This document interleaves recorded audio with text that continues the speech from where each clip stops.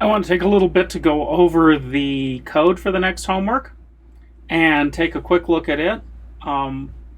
First of all, there's this pragma up at the top that is kind of required. This file, I'm supplying it to you. It's in the homework exercise as well. It's called doc0.sol, and it's included in the GitHub stuff, and I'm sending it to you as well.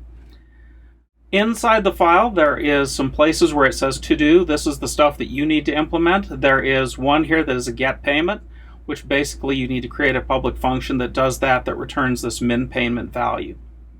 That's pretty simple. I've already built some structures and some data for you and most of the functions. So you've got to go through this and look at how they work. It would be nice if you went through carefully and added your own comments to this, especially for the pieces you need to build. Here's the next one, which returns a true if it's a valid notarizer. There's this table with the notarizers and addresses, and you pass in an address and you can find out if that is a valid notarizer in the system. The new document is the primary thing with a bunch of data that you need to set and then build a test that verifies that that data is correctly set. The interesting thing about setting data in maps and arrays in Solidity is down here, and you'll notice that there's a number of pieces. There's a thing that returns the number of documents, which tells you what your potential range for document numbers is. And then there's a thing that gets the document name for the nth document. There's no good way to return to an outside program an array of values. So you've got to know how many, and then so that you don't produce errors. So it's going to go from 0 to nth minus 1. And then you can sit there and iterate and return each individual one.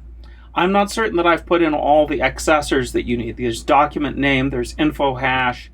You may need to add some additional accessors for your own self to be able to test the stuff that gets set in the documents. So there is that. There are a couple standard functions for getting back the balance and withdrawing the funds from the contract. Another thing that we should talk about is contracts committing suicide and dying, and make certain that we have prevented that in here. But I will do that separately and show you the code that you need for that. But most of your work is just filling in a few things and building some tests to test this. And this is how you build a metadata contract, and it shows you the different important things in Solidity. Like public views are things that anybody can call without a cost, as opposed to public payable up here for this one means you actually have to spend ETH to make this call. And you have to transfer a transaction that's paying at least the minimum amount. There's requires in here, like the message value, which is the amount of ETH that you're transferring to the contract, is greater than or equal to the payment. So that's kind of an overview of the code. If we take a look at the actual assignment itself, in the assignment, we talk about some uses of this kind of a thing and the potential for PGP2 signatures in documents instead of the standard hashes. The reason why you might want to use a PGP2 signature is in the state of Washington, these signatures are considered a legally notarizing piece of information. So if you want to set up something that notarizes documents, then you need a different kind of hash. And you can't just use the default hashes that are in the blockchain to prove authenticity. There's some reasons why PGP2 signatures are more secure than the standard hashes, but it's pretty deep cryptography, and I'm not certain it really matters in real world that they're more secure, at least not at this point in time. This is due April 15th, 400 points. And basically, I've given you the sample code interface. We walked through it.